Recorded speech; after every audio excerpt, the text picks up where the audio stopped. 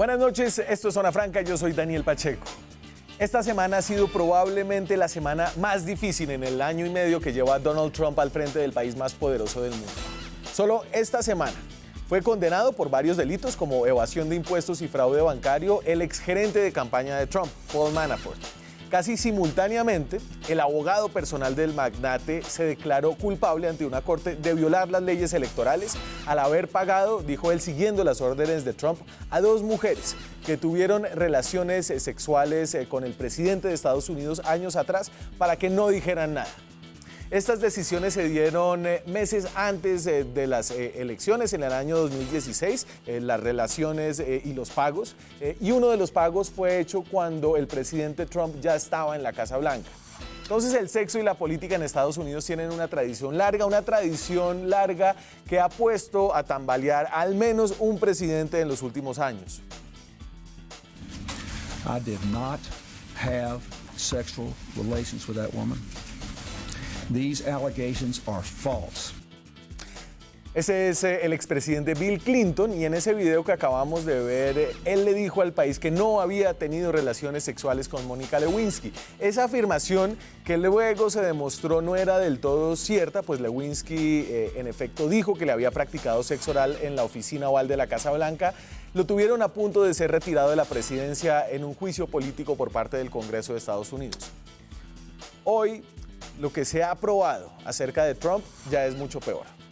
No solo se ha aprobado judicialmente en las cortes que su círculo más cercano ha cometido varios delitos, varios de ellos mientras estaban en la campaña presidencial, sino que también se ha aprobado que Trump tuvo relaciones extramatrimoniales, también se ha aprobado que mintió acerca de esas relaciones extramatrimoniales y además se ha aprobado que ordenó que se pagara dinero para mantener todo oculto, violando las reglas de financiación de campaña. Lo que va a pasar en Estados Unidos es aún incierto. Aún continúan las investigaciones judiciales para establecer en cuestiones aún más serias si hubo colusión entre la campaña de Trump y el gobierno ruso para lograr ser elegido, utilizando espionaje y utilizando noticias falsas difundidas en redes sociales. Por otro lado, en más o menos 3 meses se renovará toda la Cámara de Representantes y un tercio del Senado de Estados Unidos. Estos son los órganos políticos encargados de enjuiciar al presidente y los pronósticos actuales indican que al menos en la Cámara de Representantes, los demócratas, el partido de oposición a Trump, tienen una muy buena probabilidad de retomar el control. Si esto sucede, muy posiblemente la democracia más poderosa del mundo enjuiciará a su presidente con efectos aún impredecibles. Estados Unidos es el principal aliado de Colombia. Nuestras decisiones geopolíticas, nuestra cooperación internacional, nuestros valores democráticos, nuestros inmigrantes están atados a lo que pasa en ese país. Por eso la política interna de Estados Unidos es clave para la política externa de Colombia. Y como está hoy, además de sordidez, además de mentiras, de morbo, hay mucha incertidumbre. Aquí arranca Zona Franca.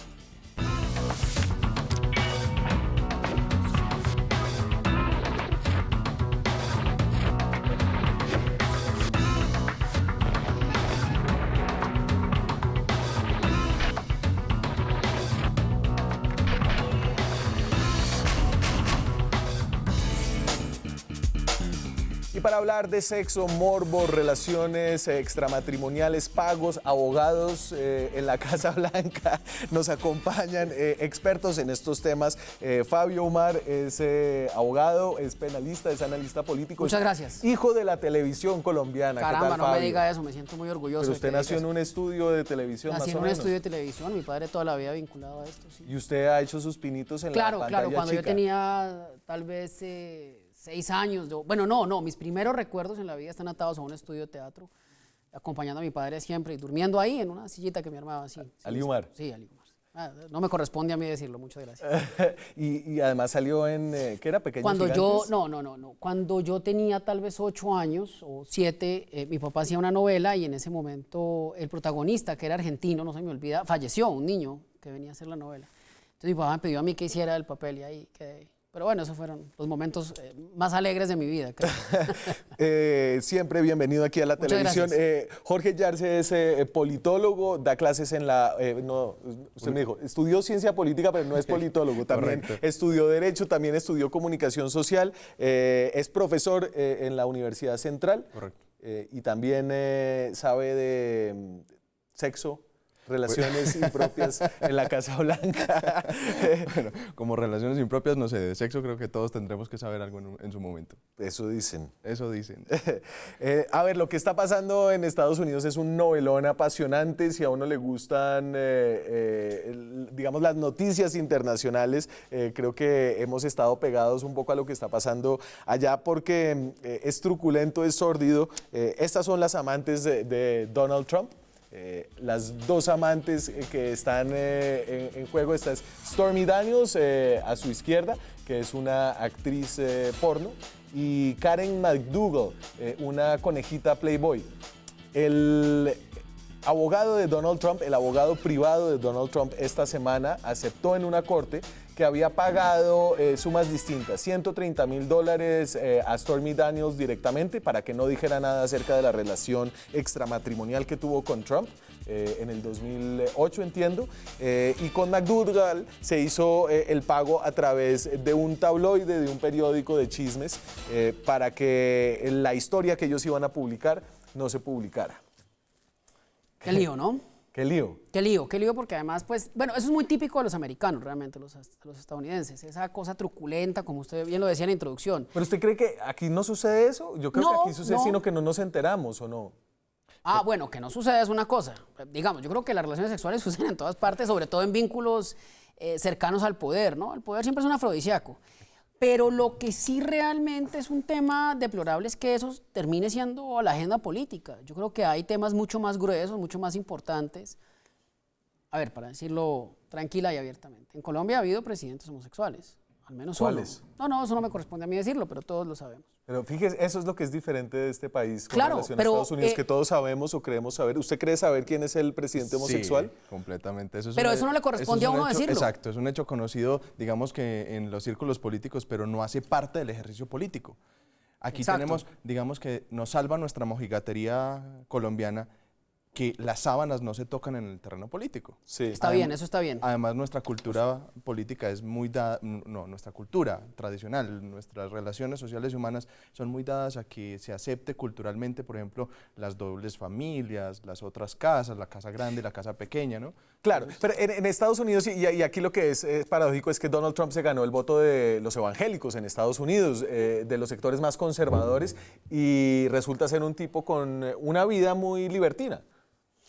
Sí, pero ganó el voto de los conservadores, creo yo, y eso incluso lo analizamos en algunos programas en su momento, más por la agenda económica proteccionista y creo yo muy marcada por la posibilidad o digamos por la promesa de campaña de proteger la famosa enmienda que permite la tenencia y utilización de armas. Sí. Es que en Estados Unidos digamos, el tema de las armas en manos de privados es un tema que marca la agenda política de manera muy dura.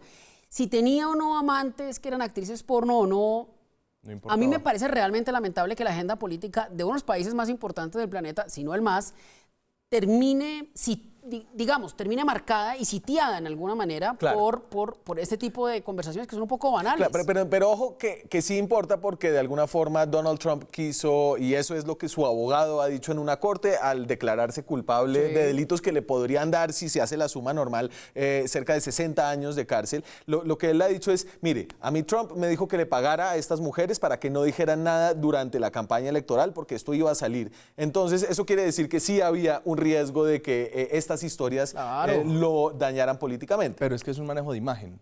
Todos los políticos tienen, es lo que se denomina esqueletos en su armario, ¿cierto? Historias que contar, secretos que guardar. Sí. En la mayoría de las democracias del mundo eso no se utiliza como herramienta en el ejercicio político. En Estados Unidos casi que es la única herramienta. Por eso entonces hay gente que cobra gruesas sumas de dinero por hacer manejo de imagen. Y el manejo de imagen incluye entierra los esqueletos del armario. Pues a Stormy Daniels $130,000, que son más o menos 400 millones de pesos. Que fuera, ahí sí. al ojo. A la conejita Playboy el negocio fue de $150,000. 500 millones de pesos. 500 millones de pesos. Entonces, muy poco para comprar una presidencia. Muy poco para comprar. Si usted lo mira, es muy poco para comprar una presidencia porque por mucho menos se han caído senadores, O sea, es decir, recuerde que senadores han tenido relaciones extramatrimoniales con sus pasantes.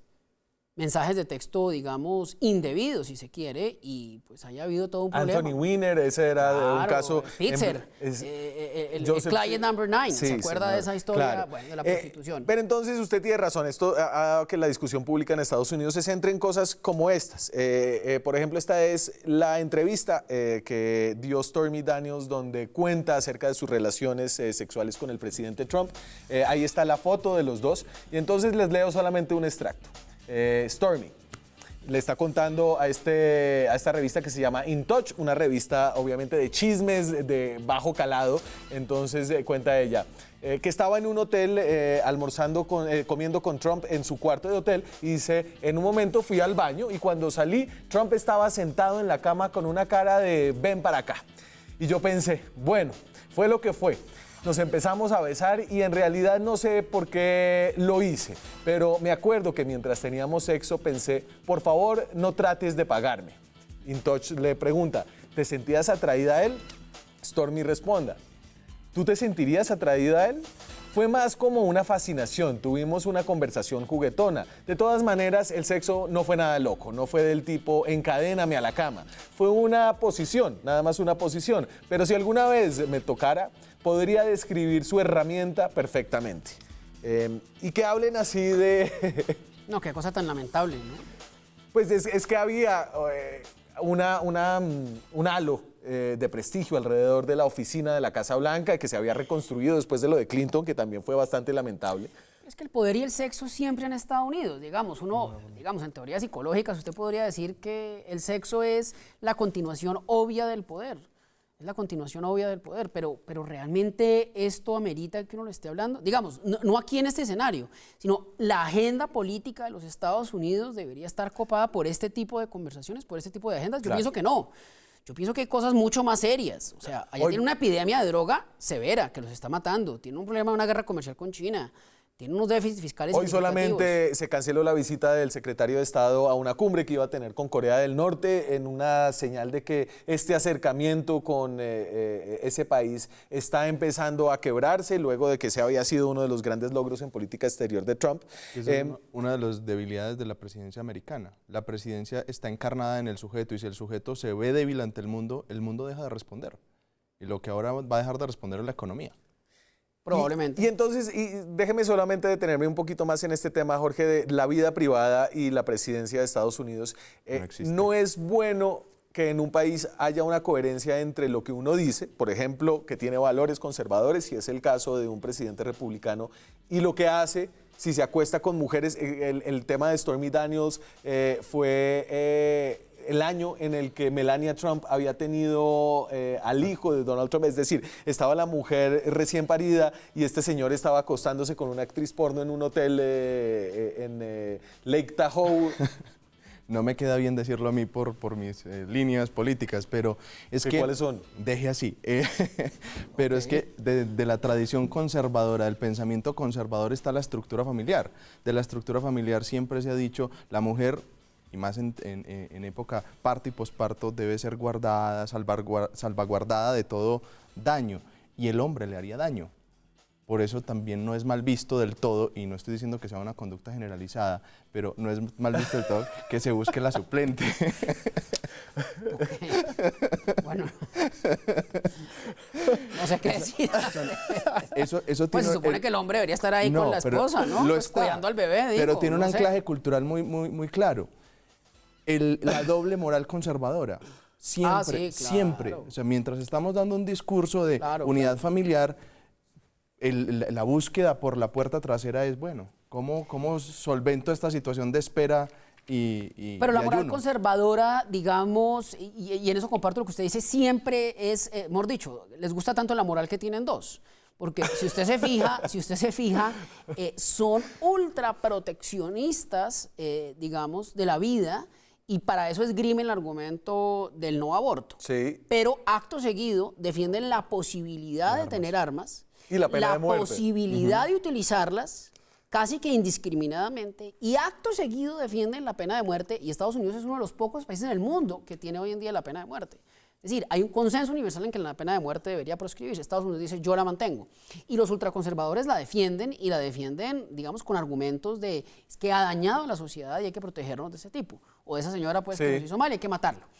Pero claro, les gusta tanto la moral que tienen varias. Bueno, y entonces vamos un poco más allá del morbo, que obviamente, afortunadamente, esto no sucede aquí en Colombia, entonces uno se puede un poco regodear en la desgracia del vecino estadounidense. Y vamos al tema judicial, porque esto ha tenido unas consecuencias judiciales puntuales. Aquí están los condenados, algunos que ya aceptaron cargos, los hallados culpables, digamos. Unos aceptaron cargos, otros fueron ya declarados culpables por jurados. Entonces ahí está Paul Manafort y Michael Cohen, los dos de arriba. Son el señor Michael Cohen, ese es el abogado personal de Trump, el que hizo los pagos, dijo que hizo los pagos a instancias del presidente Trump, en ese entonces candidato Trump. Paul Manafort fue su director de campaña y fue condenado esta semana también por una investigación distinta anterior a la presidencia Trump por fraude fiscal y fraude bancario. Rick Gates, que fue el subdirector de la campaña Trump, se declaró culpable de hacer una declaración falsa ante los investigadores del FBI y de hacer una conspiración contra los Estados Unidos. Michael Flynn, que fue el asesor de seguridad nacional, que es un cargo altísimo, también se declaró culpable de mentir al FBI sobre las conversaciones que había tenido con el embajador ruso en Estados Unidos. Entonces aquí se mezclan dos cosas. La tapada de los amantazgos de Trump con la investigación del fiscal especial Robert Mueller acerca de posibles lazos entre miembros de la campaña Trump y el gobierno ruso. Que eso sí es grave. Claro. Digamos, en un escenario, en una escala de valores natural y obvia, que el presidente tenga amoríos, pues no debería ocupar la agenda. Fabio, pero eso no es lo grave. Lo grave es que haya pagado plata a estas mujeres y que eso es lo que se considera es una violación a las finanzas de la campaña. Bueno, Solo uno de los pagos. puedo vivir con eso. No quiero justificar ese tipo de actuaciones, pero digamos, yo podría vivir con eso. Con que una persona tenga un control de daños desde su agencia de relaciones públicas y decida comprar un silencio, yo podría vivir con eso. Pero con lo que usted no puede vivir es con que Rusia, antiquísimo enemigo de los Estados Unidos, ¿no? Incida de manera definitiva, precisa y contundente en las elecciones de los Estados Unidos y ponga presidente. Porque hay un problema de seguridad nacional. Si el presidente hace esto, lo otro, a mí me parece, digamos, que son discusiones que en otros países no se dan. En Francia, por ejemplo, todos los presidentes han tenido queridas y van y las visitan. Y parece Macron, y yo eso aquí cito a la Jet Set. ¿Qué dice? No le he leído. Que Macron tiene un amantazgo con su guardaespaldas, es decir, que es homosexual. Bueno, no importa, si fuera homosexual o no, si le gusta esta posición o aquella, a mí me parecen, digamos, realmente debates que no deberían ocupar la agenda pública, pero lo que no puede pasar es que Rusia incida en las elecciones de los Estados Unidos, al borde de poner un presidente, porque eso sí es grave para la seguridad nacional de los Estados Unidos, como sería grave que Ecuador incidiera en Colombia y pusiera un presidente, o Venezuela hubiera puesto un presidente como pudo haberlo hecho hace unas semanas. No se le olvide, ¿no? Que ahí había ruidos diciendo que Gustavo Petro estaba patrocinado a fondo por el régimen chavista. Pero esos ruidos infundados, usted está aquí esparciendo. No, yo no tengo ni idea. No, yo no digo que sea un pero hecho. Bueno, pero eso se dijo en su momento. Y hubo pues incluso... claro, pero ¿qué lo dijeron los opositores políticos de Petro para hacerle daño, campaña No, negra? me da mucha pena, pero no. Lo mismo se decía en Estados Unidos con Trump y la cercanía con Rusia. Y ahora parece no estar tan distante la realidad de lo que se dijo en su momento. No me lleven a ver. Entonces no se deje llevar. Usted ya está grande para dejarse llevar. Ahí yo quiero poner en la mesa un asunto que me parece de manejo mediático y no solamente político. Este tema de las queridas de Trump sale específicamente de la investigación que se estaba haciendo de la cercanía con Rusia. Claro. Parece que fuera la flor en el florero para quitar la atención del jarrón lleno de agua podrida y simplemente dejar las flores sobre la mesa, que sería perfectamente válido hacerlo en un ejercicio político. Si yo tengo las herramientas para desviar la atención y la mirada de una actuación que me está dañando la política internacional, mis propias relaciones internas, ponga el reflector en otra parte. Pero las consecuencias de esto, es decir, de que el presidente de Estados Unidos esté rodeado de personas que cometieron actos ilegales, más allá de si no se ha aprobado la colusión, que podría ser lo peor que podría pasar, que el presidente de Estados Unidos de hecho sea un doble agente y se haya sido puesto ahí por Vladimir Putin, más allá de que eso no se haya aprobado, ya es muy grave que esté rodeado de ilegalidad en su gerente de campaña, Claro, su gerente de campaña, Gravísimo, director gravísimo. de Seguridad Nacional.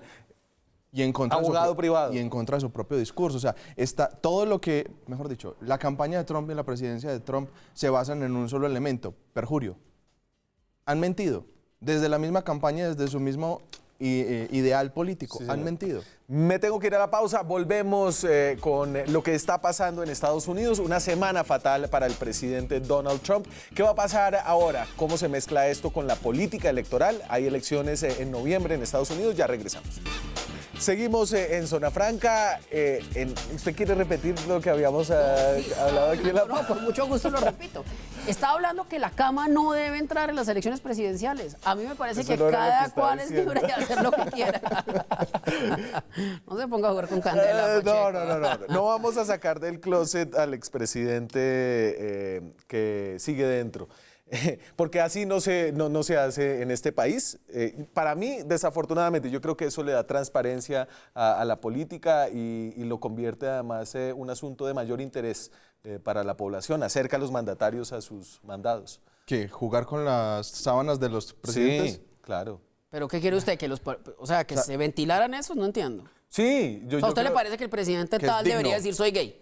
Sí. O mejor aún, ¿Pero que qué la agenda sentido es tiene? Es que con ¿qué la sábana en sentido mano. tiene? Pues tendría el sentido primero de Es que la mostrar orientación sexual de las personas mostrar que los no homosexuales construye pueden agenda llegar política. a la primera oficina del poder y que ¿Eso son qué iguales importa? a todos los demás. Y además eso le daría una coherencia a sus políticas sociales con su comportamiento personal. Pero en este ministerio, en este gabinete, hay un ministro gay. ¿Cuál? No me corresponde a mí decirlo.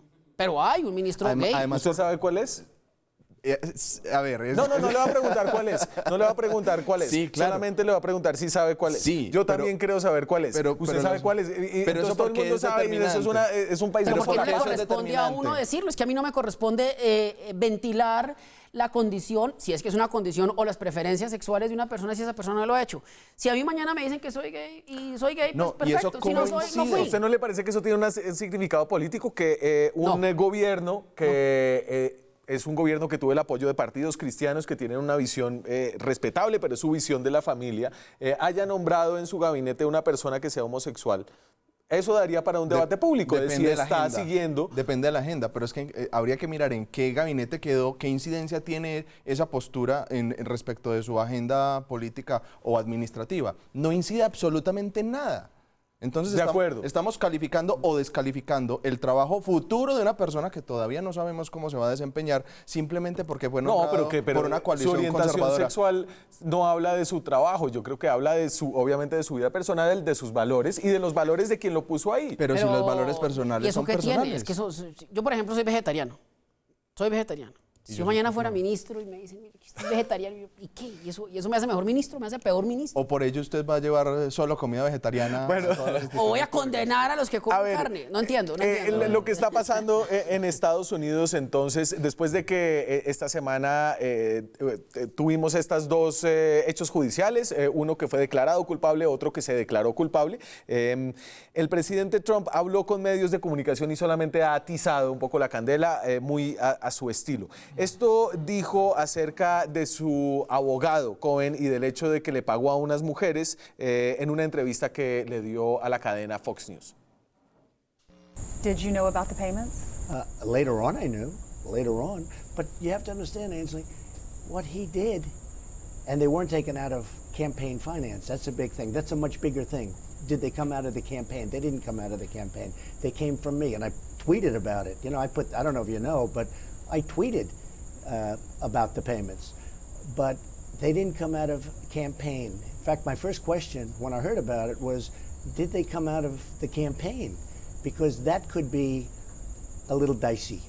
And they didn't come out of the campaign, and that's big. But they weren't, it's not even a campaign violation. If you look at President Obama, he had a massive campaign violation, but he had a different attorney general.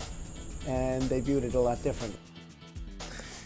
Y entonces, aquí hay al menos una mentira, porque él ya había negado anteriormente que se le hubieran hecho pagos a alguien y que él lo hubiera sabido, entonces ya esa Es el primer perjurio. y el tema clave es si salieron de su campaña o si fueron pagados por él. Y eso es un tema legal. No, y que ahí se vuelve un asunto bien interesante porque si lo terminan condenando en un juicio político, no va a ser por los pagos, va a ser por el perjurio. Claro, porque Estados Unidos es una sociedad que tiene, digamos, mucho más arraigada que la nuestra el tema de la verdad. En Estados Unidos, digamos, el sistema legal americano Sí. parte de un supuesto, y es que el ciudadano va a decir la verdad. ¿Por qué? Porque han sido educados, han crecido con la, digamos, idea muy, muy arraigada de que decir la verdad es lo que se debe hacer. No solo está mal decirla, sino que es pecado y es delito. Por eso los sistemas, y qué pena que me salga un poco del tema, por eso los sistemas americanos de juzgamiento que han intentado ser implantados en Colombia no han sido bien implantados. Ajá. Porque aquí decir mentiras es muy fácil. El vivo vive del bobo. Usted desde niño le dice a un peladito, no, diga que no estoy. Y porque el que peca y reza empata. Amén. ¿En qué sentido? No, pues digamos que la mentira se perdona en esta sociedad cuando Claro, usted se somos arrepiente. mucho más laxos a la mentira, mucho más. En Estados Unidos no. Entonces, estoy de acuerdo con usted. Si estuvo o no con las chicas estas, pues ya es otro problema. Pero decir mentiras en una investigación judicial lo hunde. Fue el Claro, caso pero Clinton. en este caso Trump ha dicho mentiras de todo y no es algo que lo haya, es decir, Bill Clinton estuvo enjuiciado porque dijo que no había tenido relaciones sexuales Por con esa perjurio, mujer lo mismo. y no fue por haber tenido relaciones sexuales con la mujer, sino por haber dicho que no había tenido relaciones sexuales con mentir. esa mujer. Por Por mentir. El perjurio es mentir ante un juez federal o ante una autoridad federal. Y ambos presidentes lo hicieron en su momento. Además, sobre Michael Cohen, el presidente ha dicho cosas muy negativas. Su exabogado dijo, por ejemplo, siendo satírico, si necesitan un buen abogado, no contraten a Michael Cohen. Por otro lado, y acuérdense que también hubo otra condena que fue ante un jurado en Estados Unidos, la de su exgerente de campaña, quien se fue a juicio, quien no acordó con los fiscales, quien mantuvo hasta el final que él no había cometido ningún delito. Esto fue lo que dijo el presidente de Estados Unidos sobre Paul Manafort. I feel badly for both. I must tell you that Paul Manafort's a good man. He was with Ronald Reagan. He was with a lot of different people over the years, and I feel very sad about that. It doesn't involve me, but I still feel, it's a very sad thing that happens. This has nothing to do with Russian collusion. This started as Russian collusion. This has absolutely nothing to do. This is a witch hunt, and it's a disgrace. But this has nothing to do what they started out, looking for Russians involved in our campaign. There were none. Del fondo. Y entonces, frente a Paul Manafort, que fue condenado por jurados de 8 cargos de fraude bancario y evasión de impuestos, el presidente decidió defenderlo hasta el final, decir que es un tipazo, que es el objeto de una cacería de brujas. Eso es lo que pasa cuando usted tiene como un patán de presidente, un tipo pues que está, digamos, que está muy bien tenerlo como una figura un tanto cinematográfica, ¿no? Todas las sociedades requieren a un loco así. Es decir, Pero no en la presidencia. pero no en la presidencia, exacto. Todas las sociedades requieren un bufón. Y este es entonces el tipo payaso y la cosa y la limusina y el copete y el famoso programa este de... El aprendiz. El aprendiz. Todos los excesos. Todos los excesos. Y Estados Unidos es un país proclive a premiar ese tipo de excesos porque de alguna u otra manera los Estados Unidos dicen, bueno, si usted se esfuerza muy duro puede llegar a ser como este payaso. Y está muy bien. El problema es cuando el payaso quiere mandar. Y no solo manda a Estados Unidos, sino que manda al mundo realmente. Yo estoy en desacuerdo con la afirmación que usted hizo al inicio del programa de que Colombia es un socio estratégico para Estados Unidos. Sí. Nosotros no somos nada en los Estados Unidos. No. Estados Unidos es un socio estratégico para nosotros. Tampoco es un socio estratégico, no. Nosotros somos una microscópica isla en los intereses de los Estados Unidos y somos obsecuentes con los Estados Unidos. No somos sus socios. Hacemos lo que dicen. No hay de otra cuando usted tiene un imperio tan cerca, ¿no? Sí, aunque bueno, en los próximos meses y años se podría ver que nos vamos a volver cada vez más interesantes, no por buenas razones, sino porque todo el mundo está en contra. No, por cuestiones geoestratégicas de lo que se está moviendo en Sudamérica y sobre todo con el tema Venezuela. Bueno, ustedes me están llevando para otro lado. A ver, Jorge, hábleme un poquito del enfrentamiento que tiene con el Poder Judicial Donald Trump, y yo se lo refuerzo porque creo que aquí esto es clave.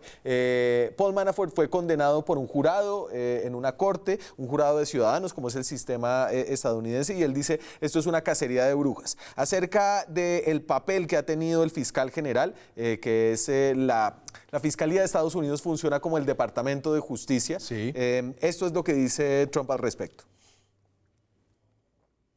Attorney General that never took control of the Justice Department, Jeff Sessions, never took control of the Justice Department, and it's a sort of an incredible thing.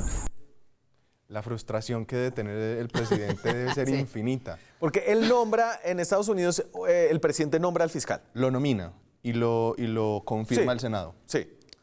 Nombramiento oficialmente lo da el Senado. Se asume que el fiscal tiene una independencia del Poder Ejecutivo y esa independencia está siendo totalmente arrollada por esta forma de hablar del presidente estadounidense. Claro, porque él esperaba que tener un aliado, un líder estratégico dentro de la cartera que sabía que le iba a prestar más servicios durante su periodo presidencial, y el tipo lo que hizo fue actuar conforme a su conciencia y a la ley, es decir, yo no puedo intervenir en este proceso porque estoy involucrado en el proceso, que es lo que legalmente procedía. Claro, porque además Jeff Sessions tenía un problemita, y es que Jeff Sessions también se le olvidó contarle a los aparatos de seguridad nacional de Estados Unidos que él había tenido unas conversaciones con el embajador ruso antes durante la campaña. Entonces él se recusa. Que es el punto duro. Para mí Rusia me parece el punto duro. Claro. Pero Jeff Sessions entonces dice, yo tuve eso, entonces yo no puedo ser parte de la investigación de los lazos de la campaña con Rusia, porque yo hablé con el embajador ruso, entonces yo me recuso y voy a nombrar un fiscal ad hoc, que es este señor Robert Mueller, que era director del FBI. Y ahora Trump quiere que Jeff Sessions ataje a Robert Mueller. Sí, pero digamos, y en eso comparto lo que usted dice, doctor, es una injerencia indebida, mal vista, poco estética, si se quiere, de los poderes que naturalmente deberían estar separados. Y eso lo que va a generar es un desorden y una, excúsenme la expresión un tanto vulgar, pero una pelotera al interior de los Estados Unidos que va a terminar pues muy mal. Va a terminar muy mal para... ¿Y a quién le va a servir esto? A los rusos. A los rusos. Desde luego que a los rusos. Y a los demócratas.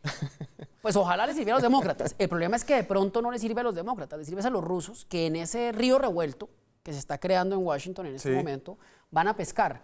Y vamos a volver a una cosa que nosotros, o por lo menos yo no había visto, y es la cooptación por parte del enemigo de un país. Pero entonces, porque eso todavía no se ha aprobado, ¿cierto? La colusión no se ha aprobado. Se han probado pagos ilegales, se ha probado que Trump estaba rodeado de ampones, se ha probado que tuvieron algunos lazos con los rusos que no declararon, pero no que haya una colusión. Sin embargo, parece empezar a haber un choque de trenes entre la presidencia y el fiscal general, el Departamento de Justicia. Después de que Trump dijo eso del fiscal general, este contestó con un comunicado y responde Jeff Sessions: tomé el control del Departamento de Justicia el día en que presté juramento. Mientras yo sea procurador general, fiscal general, las acciones del Departamento de Justicia no se verán indebidamente influenciadas por consideraciones políticas. Y aquí empieza a haber un roce. Lo que pasa es que él está buscando no pasar unas vacaciones tras las rejas y está actuando de conformidad al Estado, a las leyes americanas, y está buscando blindar su posición, sabiendo que está probado el hecho que él tuvo comunicación. Y ya, esto es un comunicado político, por más que él quiera decir que no tiene incidencia política. Claro, aquí él está diciendo al señor presidente, usted está solo. Gracias por el favor de nombrarme, yo me pongo la corbata gracias a usted, pero queda a la deriva. Esta oficina no va a hacer nada distinto a cumplir con su deber. Y hay una discusión sobre si el presidente puede quitar al investigador especial, a Robert Mueller, y decirle, usted no me va a investigar a mí. Eso parece ser que podría ser uno de los puntos de enfrentamiento, Fabio. Pues podría ser unos puntos de enfrentamiento. Personalmente creo que no lo puede remover, porque Mueller está ahí es básicamente porque el procurador general, digamos, el fiscal general, se ha declarado impedido. Entonces debería, las cosas en derecho se hacen como se deshacen, debería el fiscal general removerlo, bueno, o que Mueller renunciara, digamos. No, pero ahí nos falta una figura, no es el fiscal general. Cuando el fiscal se recusa, el segundo a bordo toma las riendas y el segundo Rosenstein. a bordo y nombra a Mueller, ¿cierto? Entonces ahí el asunto es, ya sale completamente de la esfera de poder del presidente porque su primera cabeza no le responde, el segundo a bordo de su cabeza tampoco le va a responder y queda muy mal visto que él, por ejemplo, buscara la nueva nominación de un fiscal general, ¿sí? Para remover 2 de plano. No le queda. Me tengo que ir a la investigación pausa. no se puede. Ya regresamos con el drama, la novela de Donald Trump en Estados Unidos en minutos. Seguimos en Zona Franca esta noche hablando de la novela, la semana tenebrosa que tuvo en Estados Unidos Donald Trump. Salimos a la calle a preguntarle a los colombianos, a ver la fibra moral de este pueblo, qué pasaría en distintas circunstancias que involucran ahora al presidente de Estados Unidos, y esto es lo que nos dijeron.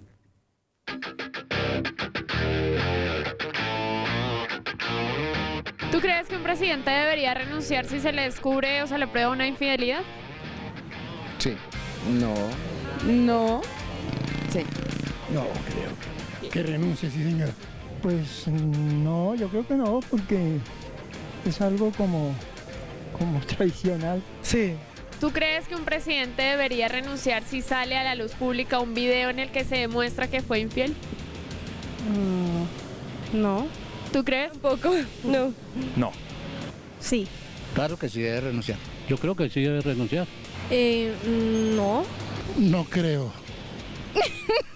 ¿Usted cree que un presidente debería renunciar si se descubre que le pagó a sus amantes para que no dijeran nada sobre sus relaciones extramaritales?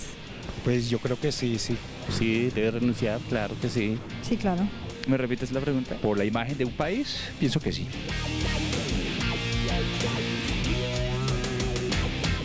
Esa es la fibra moral de nuestro pueblo. ¿Qué? Usted, ahí había uno de su partido, del partido tradicionalista. No, simplemente es que es un asunto cultural. Y eso aquí es... Yo no le veo orgullo. No, yo soy soltero. Con razón. Con razón. Por eso puedo hablar libremente. No, pero eso culturalmente está muy arraigado. Y usted salga de Bogotá y cada vez lo va a ver más arraigado. Hay zonas del país, y no quiero estigmatizar, pero hay zonas del país donde es muy común encontrarse a la esposa y a la amante compartiendo espacios comunes. Sí, en la costa, por ejemplo. Yo no dije nada. No, yo sí. Bueno, a ver, volvamos a lo de Trump y volvamos al tema político. Y es que en noviembre hay elecciones para cambiar toda la Cámara de Representantes, un tercio del Senado. 538 es una página que hace pronósticos electorales con modelos estadísticos muy interesantes. Y esto es lo que dice acerca de la probabilidad de que el Partido Demócrata, la oposición al presidente Trump, retome la Cámara de Representantes. Y entonces lo tienen en un 72-27. O sea, hay una alta probabilidad de que los demócratas ganen el control de la Cámara de Representantes. La cosa en el Senado está más luchada. En el Senado solamente se cambia un tercio. Entonces, no es seguro que pueda... Ahorita la Cámara y el Senado están en poder de los republicanos. Después de noviembre es muy probable que la Cámara esté en poder de los demócratas. El Senado todavía no se sabe. Y lo va a perder. O sea, esta probabilidad es real, digamos. Es absoluta. Sí, eso va a pasar. Es un hecho. Fabio, posibilidades de que eso desencadene un juicio político contra Trump. Altas. Además hay una corriente, digamos, por lo menos en este hemisferio, de querer juzgar a los presidentes. Si usted ve, digamos, voy a bajar un poquito del vecindario, América Latina tiene 2 países que no han juzgado a los presidentes, México y Colombia. Sí. El resto de países, de una u otra manera, ha juzgado a sus presidentes. Panamá tiene un presidente preso. Brasil. Perú. Brasil. Uno preso, otro fugado. Argentina. Ojo con Argentina.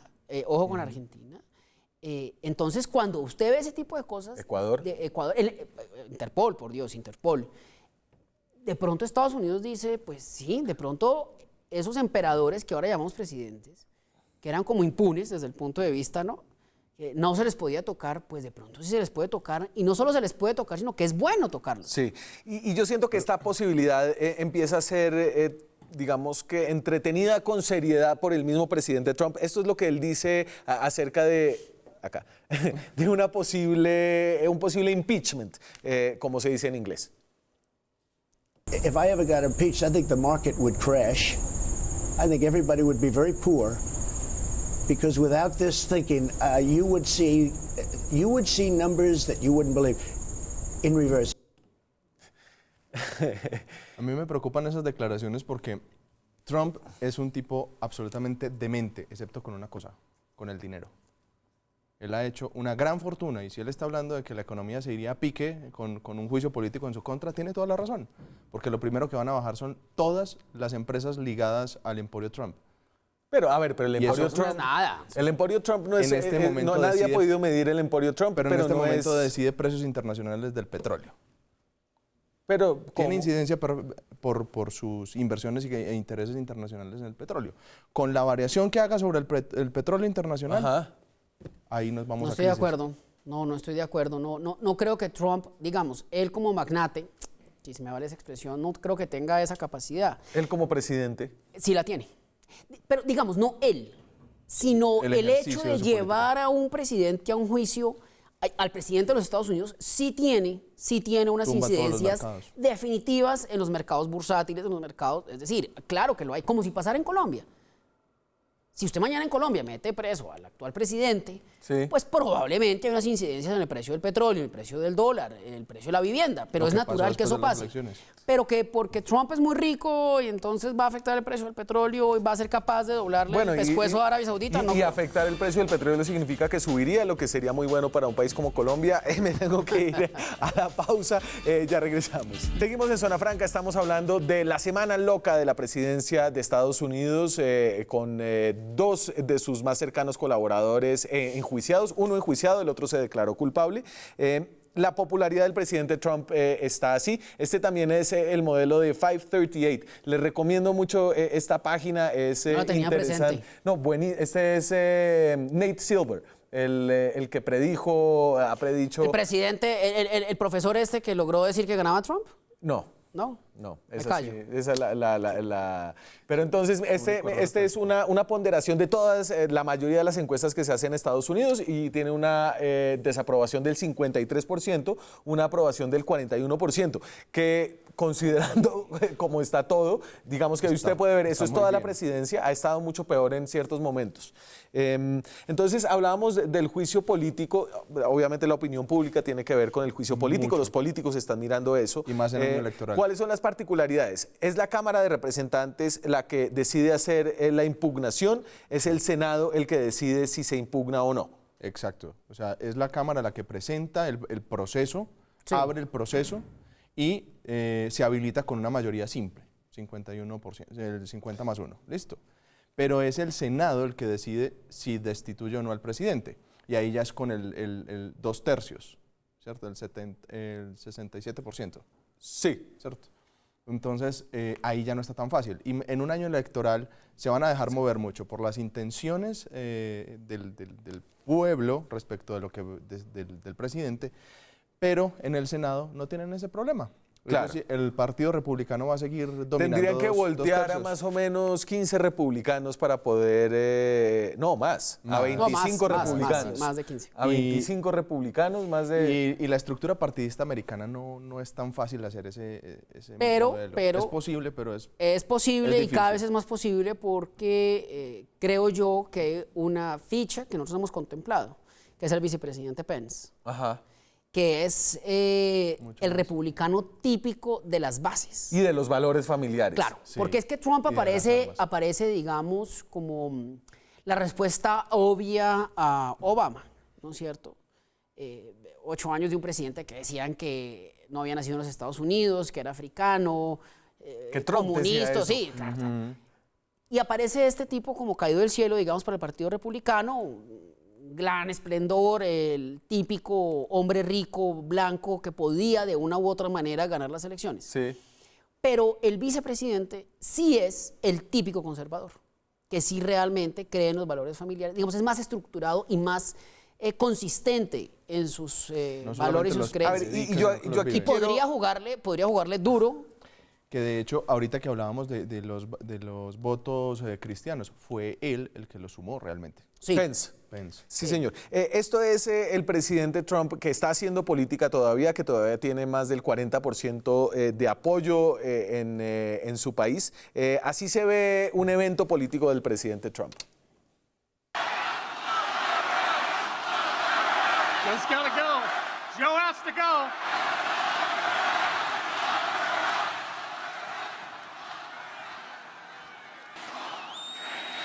It's pretty good. Muchas caras pálidas en el trasfondo, una base de apoyo blanca que todavía es muy poderosa económicamente, culturalmente, políticamente en Estados Unidos. Cada vez menos.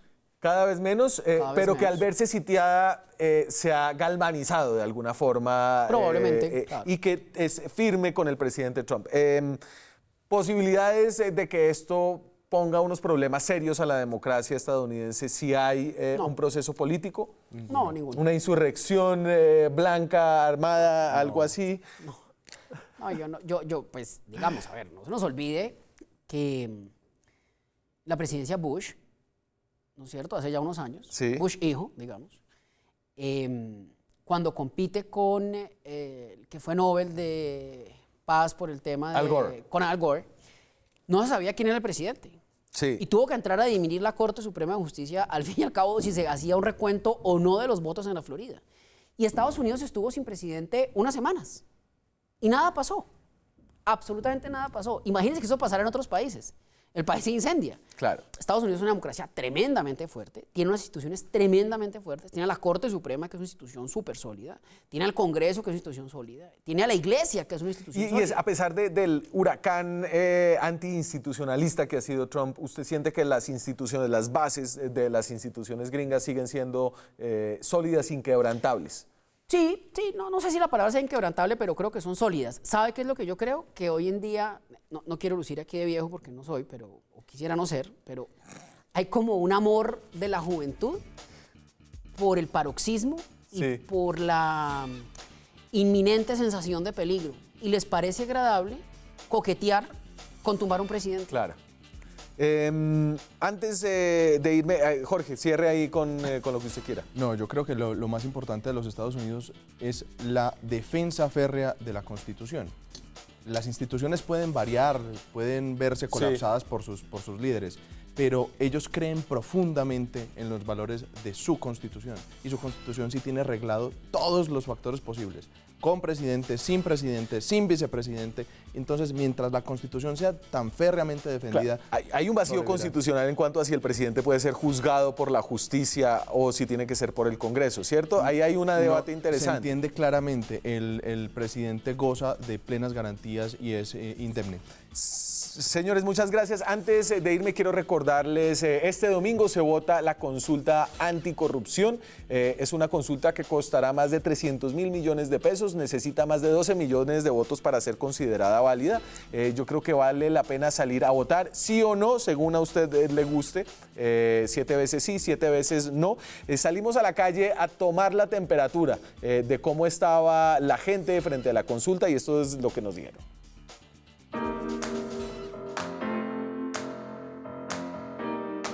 ¿Usted va a salir el domingo a votar la consulta anticorrupción? Sí, claro, voy a salir el domingo. Voy a ser jurado en la consulta, voy a asistir obviamente y sí, voy a votar. Todo sí, 7 veces sí. Claro, a ver si se acaba esta corrupción. 7 veces sí. Es responsabilidad social. Es pura paja esa vaina. Entonces no va a votar. A última hora decido a ver. 7 veces sí. Total, 7 veces sí. Claro que sí, es nuestro deber. 7 veces sí. Claro, toca. Sí, claro que sí. Claro que sí, 7 veces sí. Este domingo se vota la consulta anticorrupción. Muchas gracias, señores, muchas gracias a ustedes. Nos vemos la próxima semana con más periodismo, con más debate, con más opinión. Chao.